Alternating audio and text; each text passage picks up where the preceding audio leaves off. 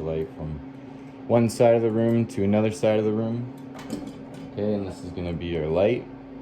So what you're gonna wanna do is you're gonna wanna run a 14-3 in between your switches. Okay, so from one switch to the other switch, you need a piece of 14-3. Okay, then out of one of your three ways, one of your switching locations, let's say this one, you're gonna run a 2-wire, like so.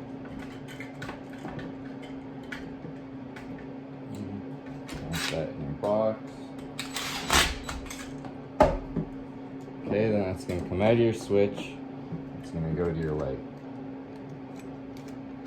Say this is a light in the center of a bedroom.